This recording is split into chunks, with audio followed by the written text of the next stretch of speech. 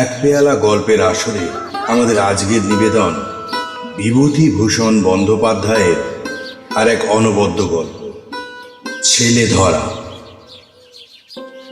গল্প পাঠে ও অন্যান্য চরিত্রে আপনাদের সাথে আমি সোম।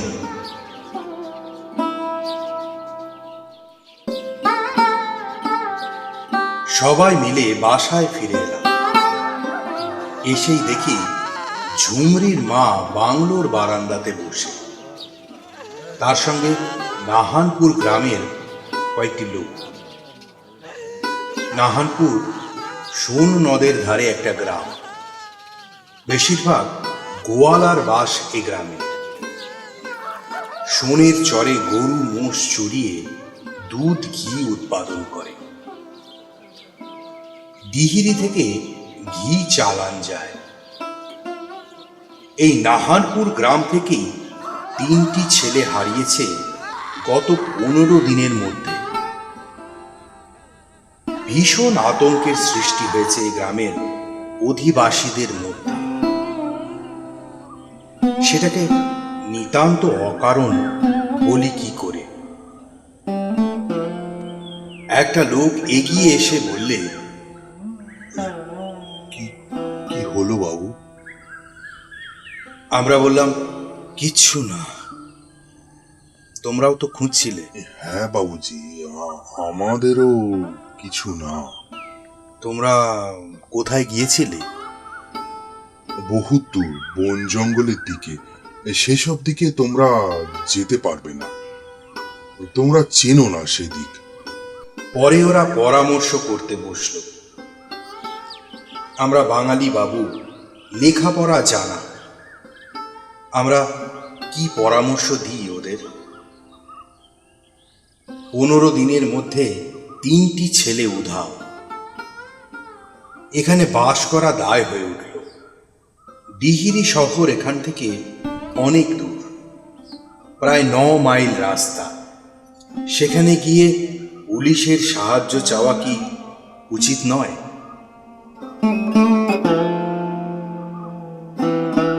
আগের লোকটার নাম মন্নু আহির।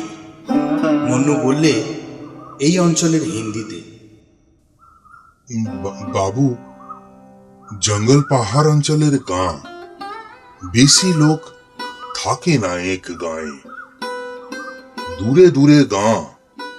এখানে এরকম বিপদ হলে আমরা কি করে বাঁচি?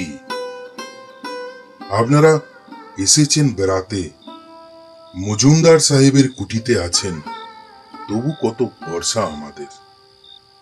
মজুমদার সাহেব বড় লোক, আসছেন না আজকাল আর। আগে আগে যখন নতুন কুঠি বানালেন তখন তখন কত আসতেন। ওরা সেদিন চলে গেল যখন, তখন রাত 10টা। বেশ দল বেঁধে মশাল জেলে চলে গেল।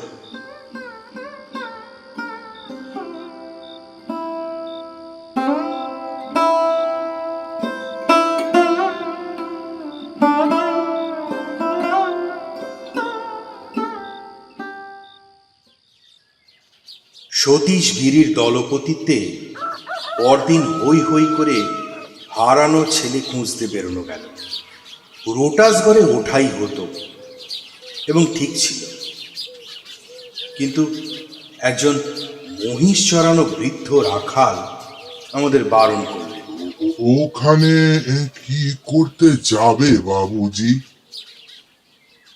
রোটাসগড়ে লোক থাকে না, চৌকিদার একজন আছে, সে সে সব সময় উপরে থাকে না, নিচে নেমে আসে। ওখানে যাওয়া মিথ্যে। বনের মধ্যে এক স্থানে আমরা সেদিন বাঘের থাবার দাগ পেলাম। মহুয়া গাছের তলায় দিব্যি বড় বাঘের পায়ের থাবার দাগ। আমাদের মধ্যে একজন বললে, ওদের বাঘে নিচ্ছে না তো? যে বাঘের ভয় দেশে।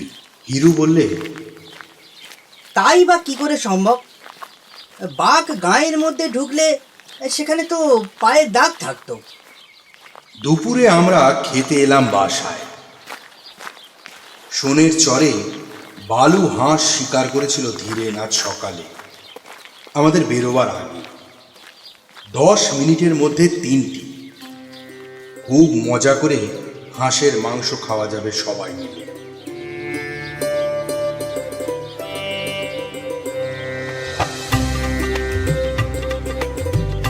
সতীশ গিরি খাওয়ার সময় বললে, শিকার করা বর্বরের কাজ, তা জানো? আমরা সবাই চুপ। হিরু বললে, বাজার থেকে মাংস কিনে খাওনি কখনো? সতীশ গিরি বললে, আমি দেখে শুনে তো সে জন্তুকে মারিনি। আমি না কিনলেও অপরে কিনতো। খাওয়া দাওয়ার পরে হঠাৎ বাইরে একটা গোলমাল উঠল। জন কয়েক লোক এসে হাজির হলো বাংলোর কম্পাউন্ডে ব্যস্ত সমস্ত ভাবে। সতীশ গিরি এগিয়ে গিয়ে বললে, কি হয়েছে? কি? ওরা বললে, আবার আবার ছেলে চুরি গিয়েছে আজ। কি? আমরা সবাই অবাক। সতীশ বললে, আজ? কোন গাঁ থেকে? নাহানপুর থেকে 2 মাইল ওদিকে উনাও বলে একটা গাঁ।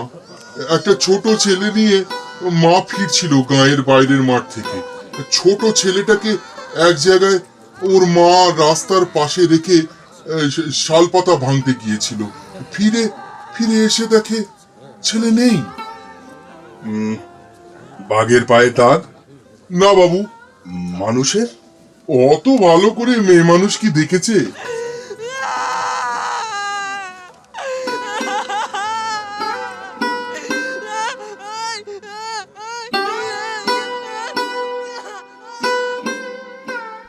আমরা বাংলো থেকে সন্ধ্যের আগেই বেরিয়েছি।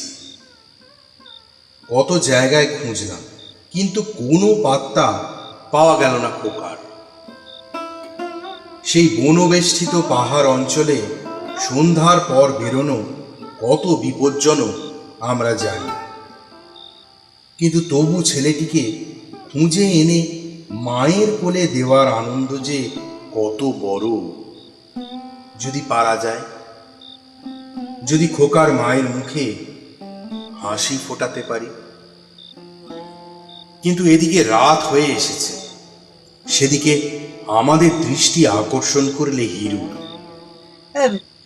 বিদেশ বিভূই জায়গা, জঙ্গলাবৃত পাহাড় চারিদিকে, বাঘের ভয়ও আছে। বৈশাখ মাসে চড়া রোদে পাহাড় তেতে এমন আগুন হয়ে আছে যে 1 প্রহর রাত্রি পর্যন্ত ঠান্ডা হয় না, তাও তেমন ঠান্ডা হয় না। বিদেশে বেড়াতে এসে কি শেষে বাঘের পেটে যাব? কথাটা ঠিক। সতীশ মহারাজের কি, তার বাপ নেই, মা নেই, মরে গেলে কাঁদবে না কেউ। আমাদের তো তা নয়, আমাদের সবাই পেয়েছে। হিরু বললে, আজ কদিন হলো আমরা এসেছি এখানে? আমি বলি হিসেব করে, আজ 13 দিন। আর কতদিন থাকা হবে? আর 4-5 দিন। কিন্তু এই হাঙ্গামাটা না চুকলে তো। সে তো বটেই, হিরু বললে। ঘরের পয়সা খরচ করে বেড়াতে এসে কি ফ্যাসাদ। ধীরেন একটু বিরক্তির সঙ্গে বললে, কে জানতো এমন তোর হবে? তাহলে কি? সতীশ আমাদের মধ্যে সাধু প্রকৃতির লোক, অনেস্ট, সত্যবাদী, পরোপকারী। ওকে আমরা এজন্যই সতীশ গিরি, কখনো সতীশ মহারাজ বলে ডাকতাম, অবশ্যই ব্যঙ্গোচ্ছলে। সতীশ মহারাজ বললে, ওর মায়ের কান্না শোনবার পরেও এ কথা তোমরা বলতে পারলে? ও মাঝে মাঝে আমাদের বিবেক জাগিয়ে তোলবার চেষ্টা করে এইভাবে। সেদিন এক বুড়ি টমেটো নিয়ে যাচ্ছে। আমরা তাকে ডেকে বললাম, এসো টমেটো কিনব। বুড়ি বাজার দর জানে না বোধহয়। সে বললে, বাজারে তোমরা কত করে কেনো বাবুজি? আমরা জানি 6 পয়সা বাজার দর 1 সের টমেটো। হিরু বললে, 4 পয়সা দর বাজারে দিদি। বুড়ি দিয়ে গেল। কিন্তু সতীশ গিরির তিরস্কারে সে টমেটো আমাদের মুখে ওঠেনি সেদিন। হিরোর নির্বুদ্ধিতা, সে গেল বাহাদুরি করতে, তা নিয়ে খাবার সময়। আমরা সবাই খেতে বসেছি।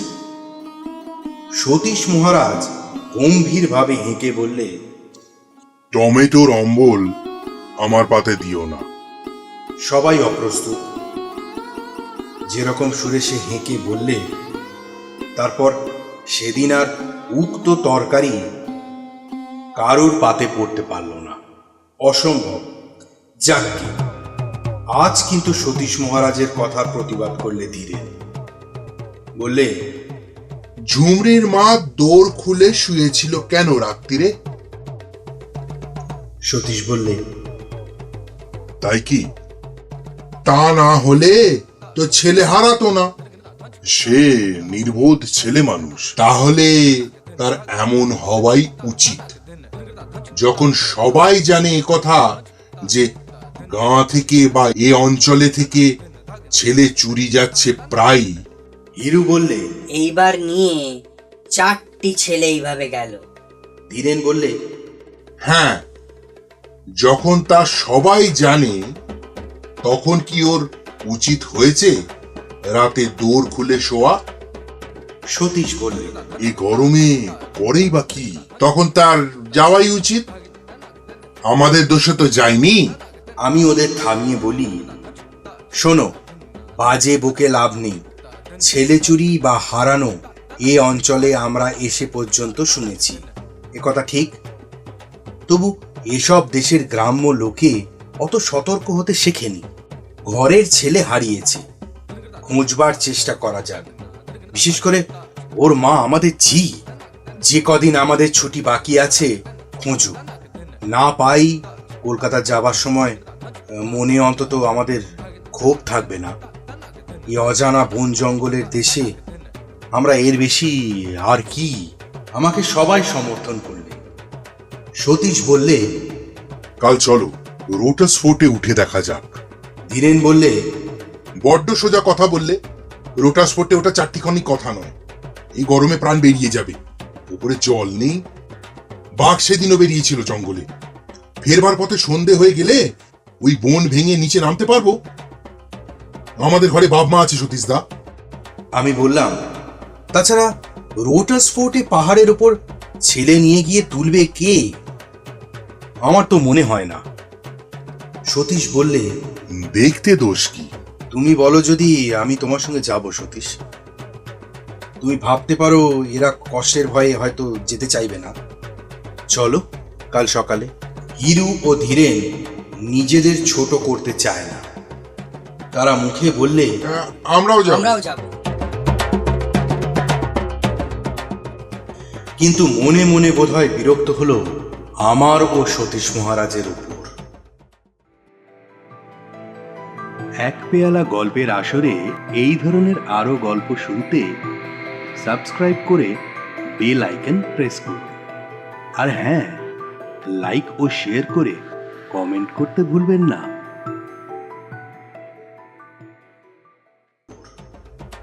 গ্রামের লোকজন ডাকিয়ে আমরা তাদের বিভিন্ন দলে ভাগ করে দিয়ে এক এক দিকে পাঠালাম। আমরা নিজেরাও বেরিয়ে পড়লাম। নাহানপুরের পথে, ডিহিরি যাবার পথে, সোন নদের ধারে, সব দিকে আমরা বলে দিয়েছি কোনো রকম সন্ধান পেলে যেন বাংলোতে এসে খবর দেওয়া হয়। সেখানে সতীশ মহারাজ স্বয়ং বসে। তাকে কোথাও যেতে দিইনি আমরা। কারো মুখে কোনো রকম সন্ধান পেলে যেন বাংলোয় খবর দেওয়া হয়। সারাদিন কেটে গেল, কেউ কোনো খবর নিয়ে এলো না।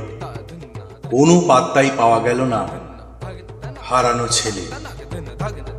সন্ধ্যার অনেক পরে আমরা পরিশ্রান্ত দেহে বাংলোর বারান্দায় পা দিতে না দিতে সতীশগিরির দুর্বার জেরা। কাজে ফাঁকি আমরা দিয়েছি কিনা দেখে নেবে সতীশ। আমরা কি ওখানে গিয়েছিলাম, সেখানে গিয়েছিলাম, অমুক জঙ্গলের পথ কি দেখেছি, একটু চা খাবো সারাদিন পরিশ্রমের পরে, তা কৈফিয়ত দিতে দিতেই প্রাণান্ত হবার উপক্রম হলো। খেয়ে দিয়ে সকাল সকাল শুয়ে পড়া হলো। কাল সকালেই আবার নাকি বেরোতে হবে। ধীরেন বললে, চলো পরশু আমরা এখান থেকে খসে পড়ি, আর এ ঝঞ্ঝাট ভালো লাগে না।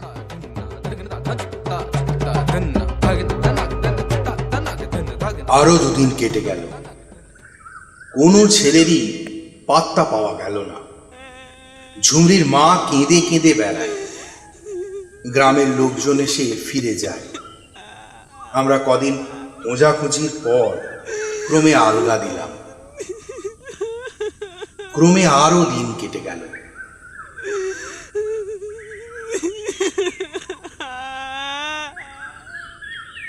সেদিন আমরা জিনিসপত্র বাঁধা ছাঁধা করে রওনা হয়ে পড়লাম। সিমেন্ট পাহাড়ের গা কেটে পাথর নিয়ে যাচ্ছে টিহিরিতে, সেই লরিতে আমরা চলেছি।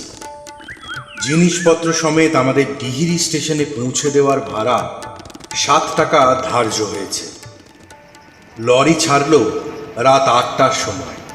পাথর বোঝাই করতে দেরি হয়ে গেল। পাহাড় জঙ্গলের পথে বোঝাই লরি বেশি জোরে যেতে পারছে না। আমরা দিন কুড়ি পরে কলকাতায় ফিরছি। মনের আনন্দে গান গাইতে গাইতে চলেছি। ডিমহা ও বোচাহির পাহাড়ের কাছাকাছি পার্বত্য ক্ষুদ্র নদী পার হতে পাথর বোঝাই লরির খানিকটা সময় লাগলো হাঁটুখানেক জল নদীতে। ঘন জঙ্গল দুধারে, ভর্তুকি, মহুয়া ও শাল। কি একটা পাখি উৎস্বরে ডাকছে। ডিমহা পাহাড়ের উপরকার বনে লরি হু হু চলেছে। এমন সময় লরিওয়ালাটা বলে উঠল, ও ক্যা হ্যায় বাবুজি? আমরা লরি ড্রাইভারের পাশেই বসে। তখন 10টা। কোনো দিকে লোকালয় নেই সেখানটাতে।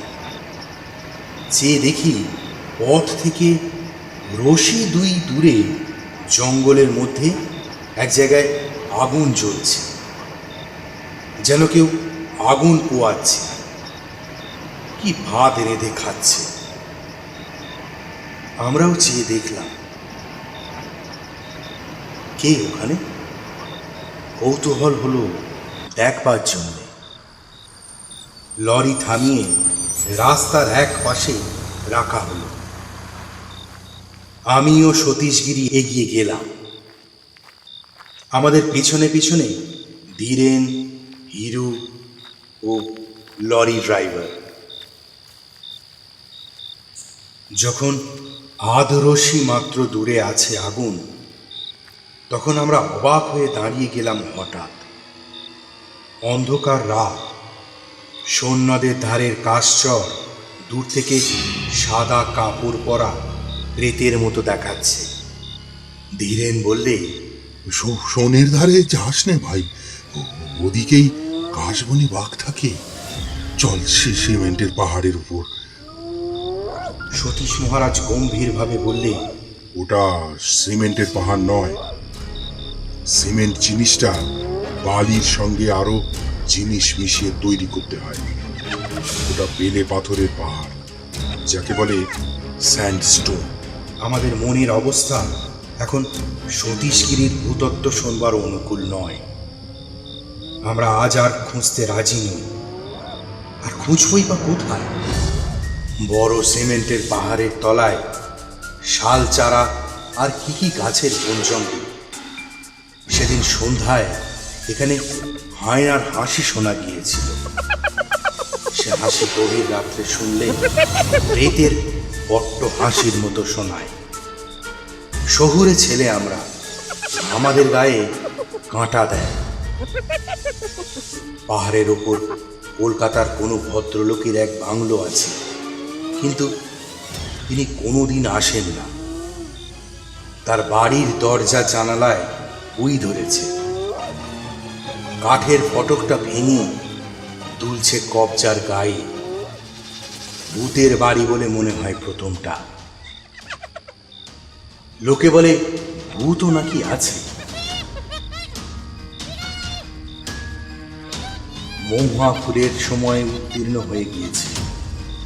বড় বড় মৌহা গাছগুলোর তলায় পাতা পুড়িয়ে দিয়েছিল গত চৈত্র মাসে মৌহা ফুল সংগ্রহ করবার জন্য। পাতা পোড়া ছায়ের গন্ধ বাতাসে। ছায়ের ওপর আবার পড়েছে শুকনো পাতার রাশ। খসখস করে কি একটা ঝুলতো পালিয়ে গেল তার উপর দিয়ে। ধীরেন চমকে উঠে বলল, ও কি রে? আমি বললাম, কিছু না, শেয়াল হবে।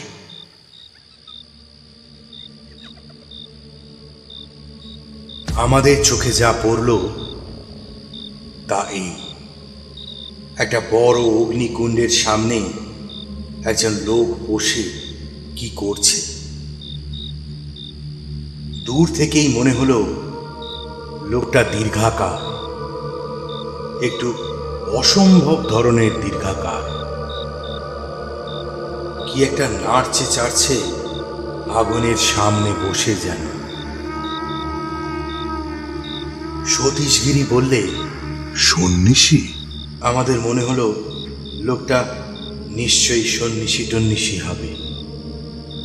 কিন্তু এই জঙ্গলের মধ্যে এই গভীর রাত্রে আচ্ছা সন্ন্যাসী তো। বাঘের ভয়ে দিনও মানে এখানে মানুষ আসতে ভয় পায় যে। আমরা এগিয়ে গেলাম আরো। লোকটাও বেজায় লম্বা। অগ্নিকুণ্ডের ধারে উবু হয়ে বসে লোকটা কি একটা আগুনের ওপর ধরে নাড়ছে চাড়ছে। বেশ বড় ও কালো মতো একটা কি কি ওটা? আলো আধারে সে জিনিসটা দেখাচ্ছে যেন একটা কালো কাপড়ের বান্ডিলের মতো। আমাদের সকলেরই দৃষ্টি সেই দিকে। কি জিনিস ওটা? হঠাৎ আমি চমকে উঠলাম। সেই কালো বান্ডিলের মতো জিনিসটা থেকে যেন একটা ছোট হাত ঝুলে পড়ল।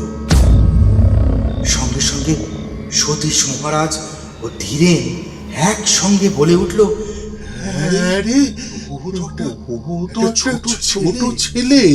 আমরা তখন ভয়ে বিস্ময়ে অবাক হয়ে সেখানে দাঁড়িয়ে গেলাম।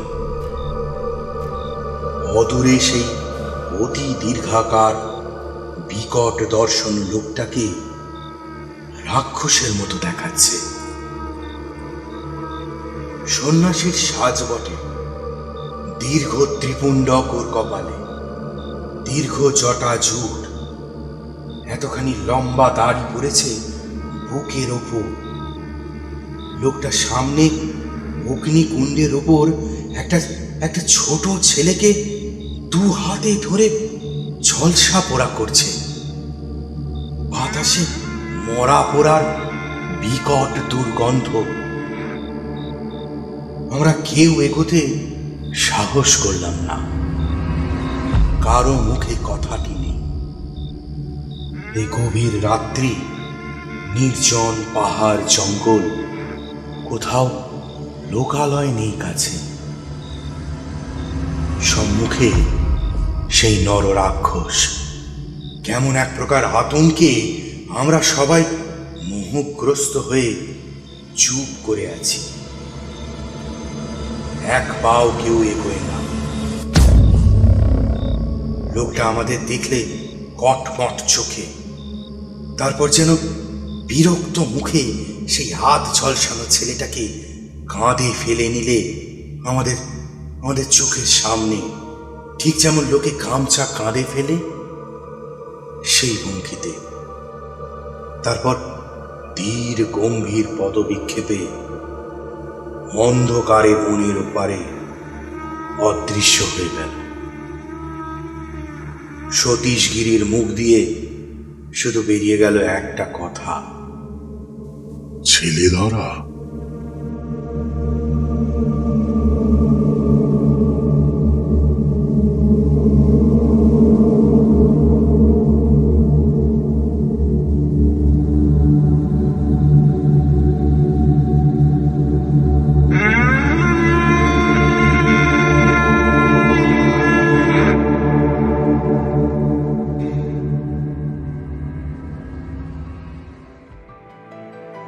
এক পেয়ালা গল্পের আসরে এই ধরনের আরো গল্প শুনতে সাবস্ক্রাইব করে বেল আইকন প্রেস করুন। আর হ্যাঁ, লাইক ও শেয়ার করে কমেন্ট করতে ভুলবেন না।